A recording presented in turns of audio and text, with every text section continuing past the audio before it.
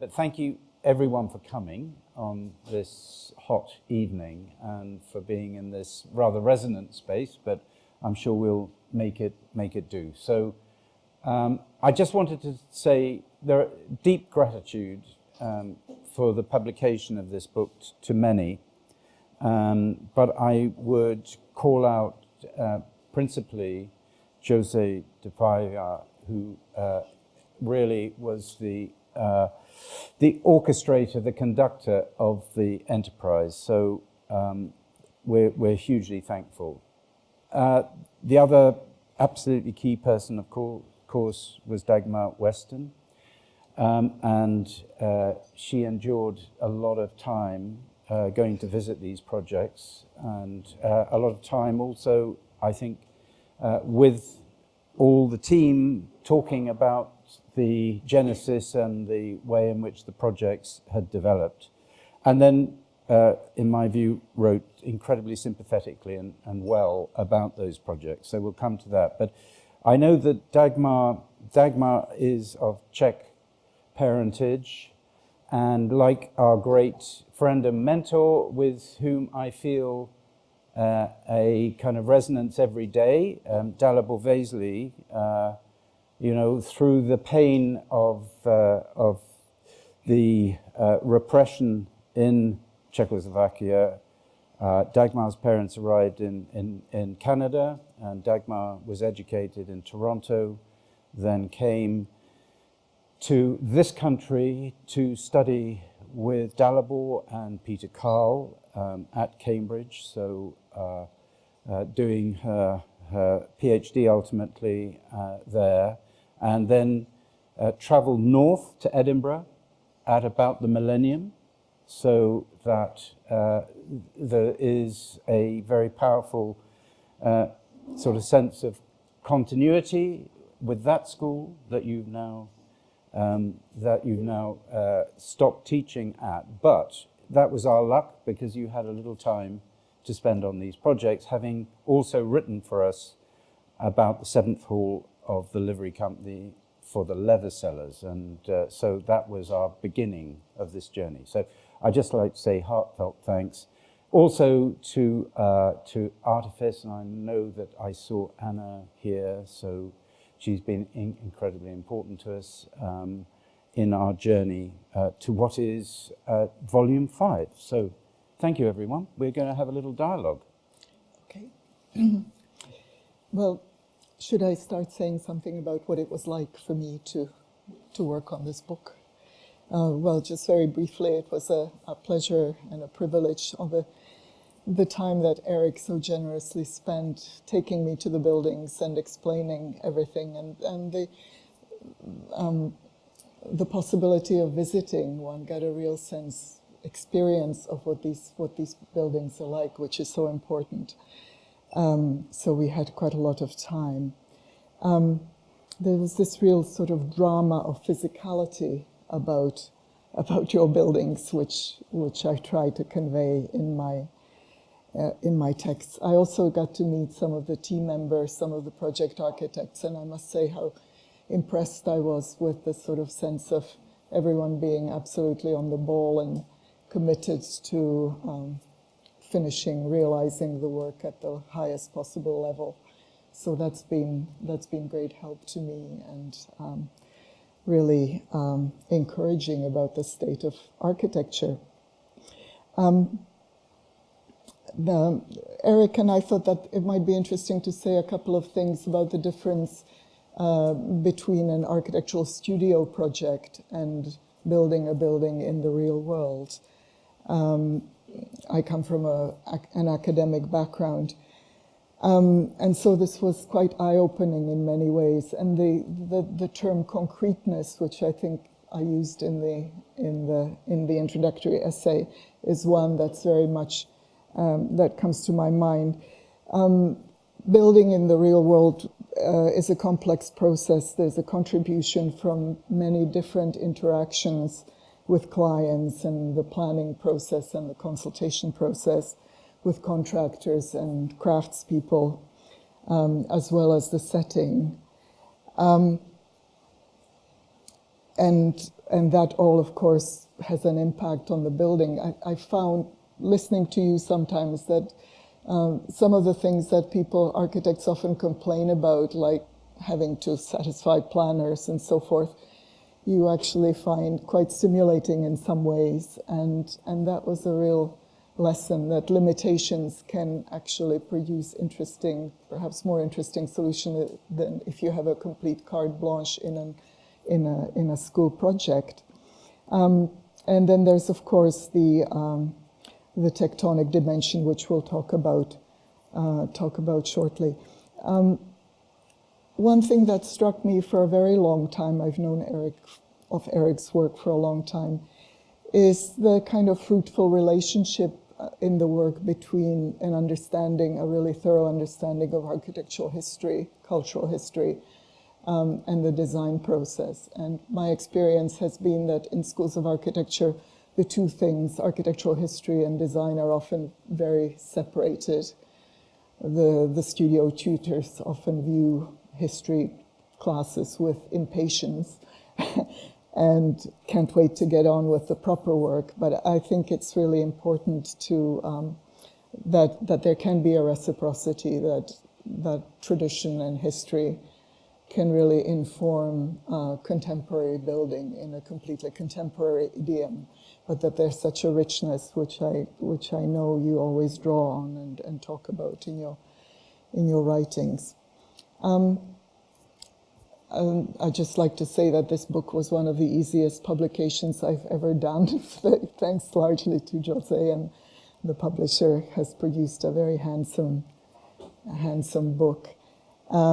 So that was a pleasure, and also I had a chance to reconnect briefly with David Leatherbarrow, who's written the preface in the book, and we exchanged our texts and commented on them. That was very, very interesting and stimulating. So I wonder, Eric, if we could get you to talk about two kind of important themes which come across. One is the issue of the context, and the other is the issue of making, and they are, of course, very intertwined. So context and genius loci as inspiration of architectural form and meaning. This is something that you mention in some of your writings, and it's something that struck me as always being in the foreground with these projects. That you say somewhere that you like taking cues from the place, and there's been a lot said about placemaking recently, but I think your work is it really does it. And so I wonder if you could say a bit about that. Yeah, well, I'd go back to that point. I think there is a continuity that is palpable, not just because of the people that draw together to form a practice, but the continuity is one of a kind of culture that starts with very much with the world of architecture school and kind of building architects, and then the process of transferring that to the real world. I mean, it's very clear where that culture is strong. It manifests itself, a decade or two later in the built world, and one could cite many kind of examples of that, I think. So, first of all, I would say that that spirit of adventure and exploration in architecture schools, and the richness of that is the foundation upon which practice, in my mind, is best formed. So I think that's great. I do think clients and planners are a little bit like irritating tutors, that one has to put up with. And sometimes you'll change direction necessarily and so on. But there are those parallels of constraints and conversation, which I think between the real world and the academic world that are always there.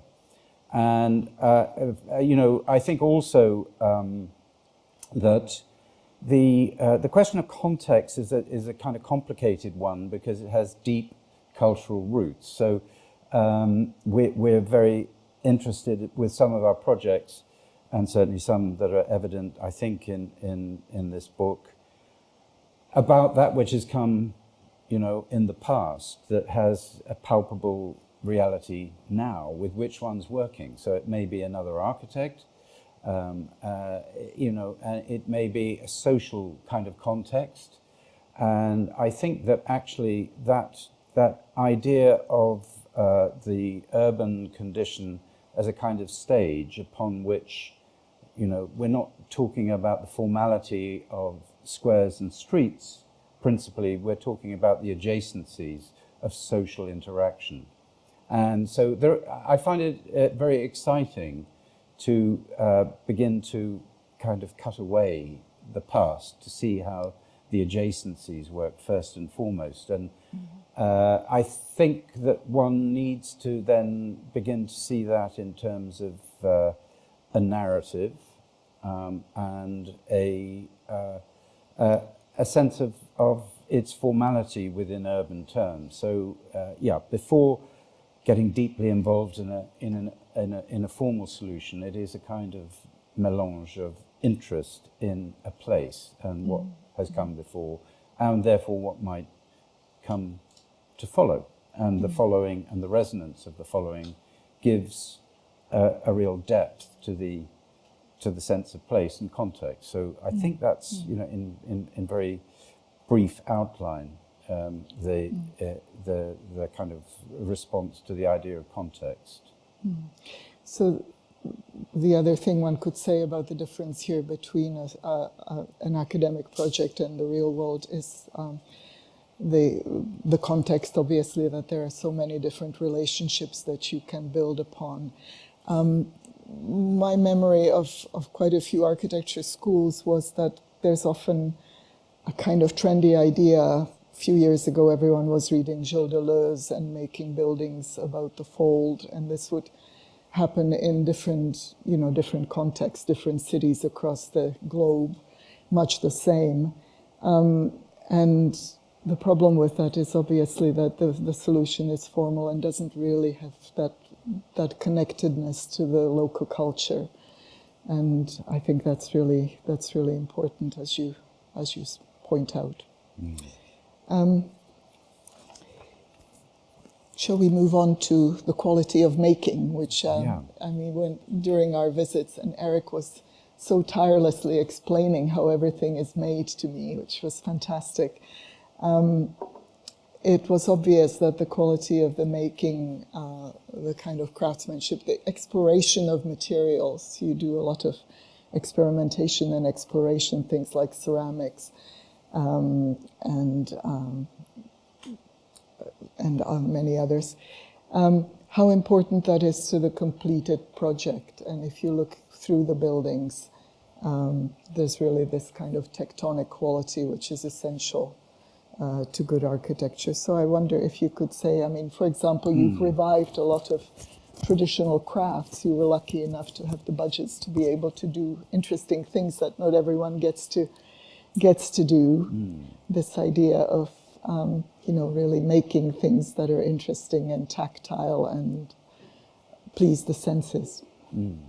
Well, quite a lot of the buildings are actually, they are two streams. Some are tailor-made, the domestic projects, the museum projects, more so. But there are a lot of projects that are actually part of a developer brief without an end user necessarily, precisely. So, and those are quite urban in the sense that streets might be made in a certain regularity, but have many different things happening behind them. So many other collaborators. But so I would take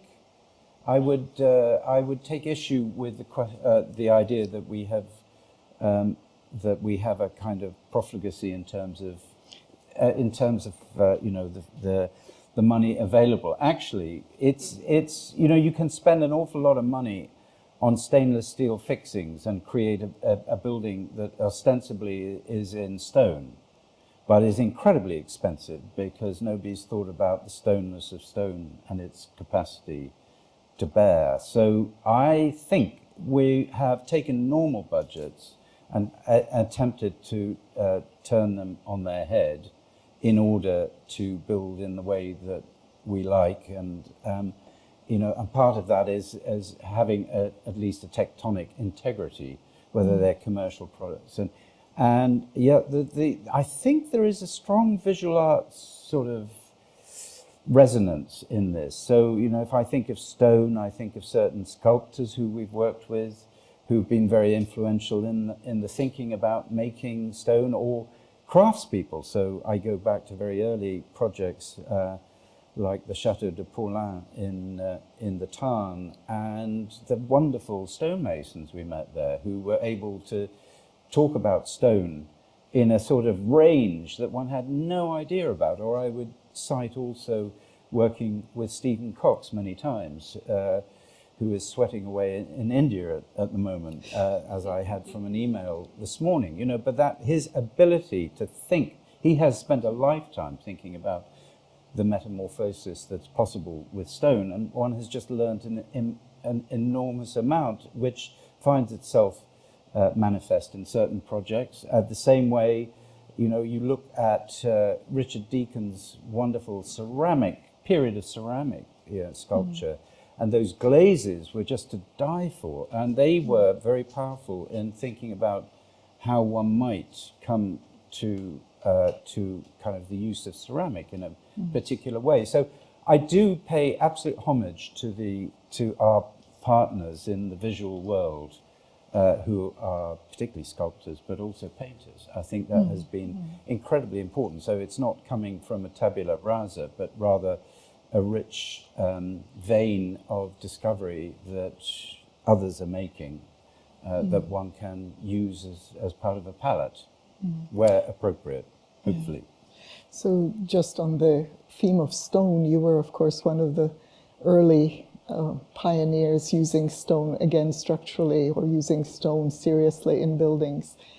And since then, of course, it's become one of the most ecologically sound materials. So I remember Eric came up to Edinburgh to be a critic at one of our projects, which had to do with geology and stone. And other people told us at the time, building in stone is completely unrealistic. It can never happen. Well, it's happening now. And I think that's a very good thing. The other thing that's very striking in all the projects is this collaboration you often have with artists that really enriches the buildings. And some of the art pieces in the buildings in the volume are really extremely imaginative, like the one at the Cambridge Assessment, or here at Fen Court, the kind of the videos in the hall and so on. So that's a very good positive trend for the future, and I'm sure it's influencing other practices to go in that direction. Well, I hope so. I think Bon and Claire here, and that the question, it's a really tough one, because public art, is a phenomenon, and it's incredibly important and leaves a wonderful trace. It's public art as manifested in the integration of art and architecture is a particular dimension of that territory. And I think, so I personally see that sort of sense of collaboration as an incredibly interesting one that opens up possibilities that otherwise are untangible, because we as architects, have definite limits in my mind. Having studied art, having to an extent, foundation school and so on, and been at the Royal College of Art particularly, where you are rubbing shoulders with all these other wonderful disciplines. And actually, I have to say, I always thought, even as a youngster, that an architecture school that had an art school next to it was in the best position. And Newcastle was that. So next door was Sean Scully, the ghosts of Victor Passmore and Richard Hamilton. I mean, that's a world where the focus is so determined and so articulate that I think that the great conversations about architectural projects in architecture schools get you so far. But that sort of manifestation through material is something absolutely particular. It takes you to a different level. So I would, where it's possible and where it's apposite, I would always tend to try and find that dialogue. Good. Is there anything else you would like to speak about? You mentioned, we were talking earlier about the urban order, civic, about cities, because cities are clearly very important. Did you want to? Yeah, I think, starting, being part of that world briefly as I was for a year at the AA at the time when every conversation was about city and no conversation about making, by the way, Yes. I mean, that was absolutely the case. But it was fantastic in terms of the speculative world, and that continued to the thematic structure of studio work at Cambridge, which now lies, 40 years in the past.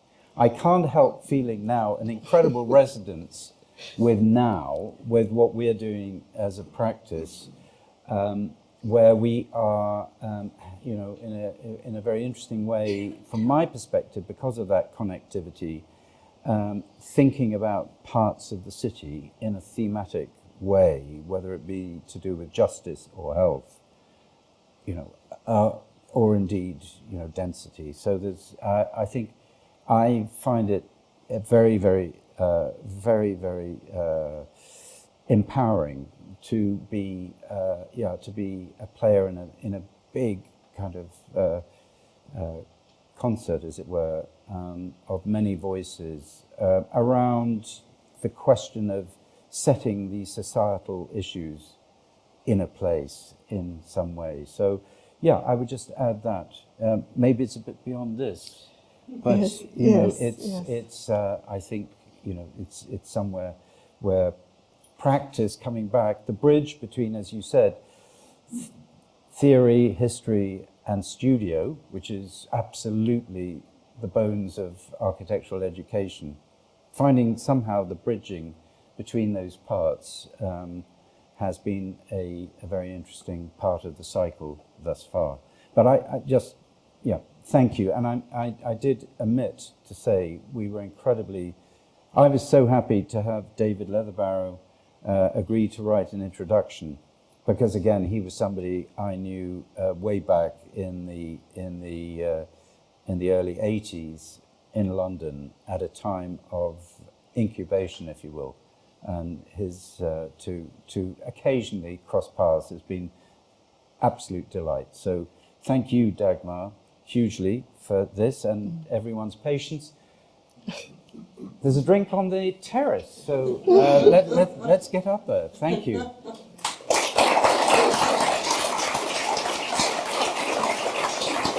Thank you, Dagmar. Brilliant.